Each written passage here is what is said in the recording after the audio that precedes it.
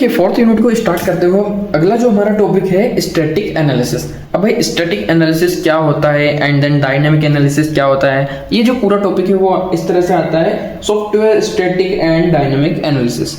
अगर एग्जाम में आए कि what is the software static and dynamic analysis, तो आपको यही लिखना है कि स्टैटिक एनालिसिस क्या है, डायनामिक एनालिसिस क्या है। सो देखिए, देख लेते हैं हम कि स्टैटिक एनालिसिस एक्चुअल में होता क्या है। Static analysis is the process of examining the source code और software design without executing the program. यानी कि प्रोग्राम को, हमारे कोड को बिना एग्जीक्यूट करे जब हम उसे एनालाइज करते हैं, जब उसे हम चेक करते हैं, टेस्ट करते हैं, उसी प्रोसेस को हम स्टैटिक एनालिसिस कहते हैं। यानी कि स्टैटिक एनालिसिस में होता क्या है, हमारा जो कोड है हम उसे बिना रन करें, यानी कि बिना कंपाइल करें, यानी कि बिना रन करें, बिना एग्जीक्यूट करें हम एनालाइज करते हैं, उसी को हम स्टैटिक एनालिसिस कहते हैं। It is used to detect errors, coding standard violation and potential defects early in development. यानी कि बहुत ही जल्दी हम इसमें सारी चीज़ें पता लगा लेते हैं, क्या क्या डिफेक्ट्स है, क्या क्या एरर्स है, कोडिंग में कोडिंग स्टैंडर्ड क्या है। उन चीज़ों को पता लगाने के लिए हम सबसे पहले हमारा स्टैटिक एनालिसिस कर लेते हैं। यानी कि स्टैटिक एनालिसिस हम पहले ही कर लेते हैं ताकि हमें अपना सॉफ्टवेयर प्रोडक्ट है उसमें ज़्यादा परेशानी ना हो।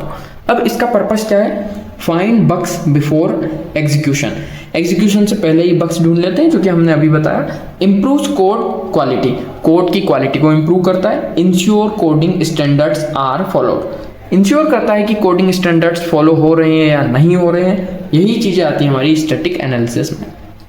देन एडवांटेजेस क्या होते हैं इसके, डिटेक्ट्स एरर्स अर्ली।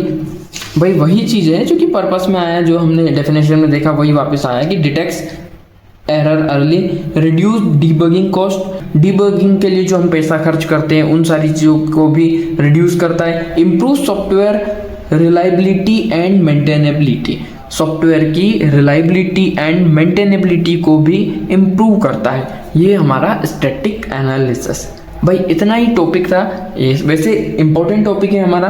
एंड अब हम देखते हैं डायनामिक एनालिसिस। अब डायनामिक एनालिसिस क्या होता है, dynamic analysis analyse code during execution. यानी कि हमने इसमें देखा स्टैटिक में कि हम कोड को एग्जीक्यूट करने के पहले ही एनालाइज करते हैं। डायनामिक एनालिसिस में क्या करते हैं, कोड को एग्जीक्यूट करते टाइम ड्यूरिंग द एग्जीक्यूशन उसे एनालाइज करते हैं। और dynamic analysis is the process of analysing software while it is running. It evaluates the software's behavior during execution to identify runtime errors and performance issue।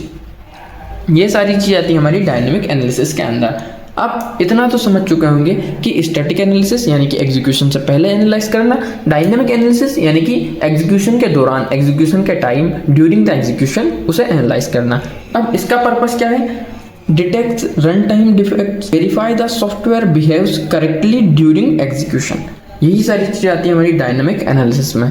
अब इसके advantages देख लेते हैं।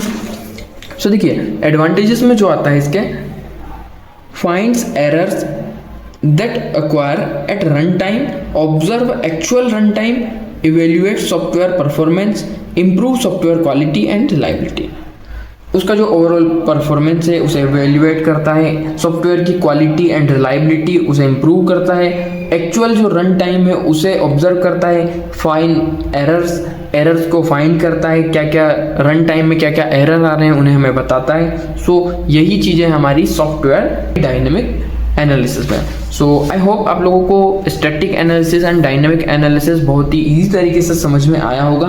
And इससे ज़्यादा स्टैटिक एनालिसिस और डायनेमिक एनालिसिस में कुछ नहीं है। एंड अगर आपको इसके अलावा किसी भी टॉपिक में कोई भी दिक्कत हो तो आप सिंपली कमेंट कर सकते हैं। एंड अगर आपको M1 पढ़ना है, M2 पढ़ना है, या फिर इंजीनियरिंग का कोई सा भी सब्जेक्ट पढ़ना है आपको 4th सेम तक, तो आप बहुत ही ईजिली इस चैनल पर जाइए, उनकी सबकी प्लेलिस्ट है जिन्हें आप देख सकते हैं।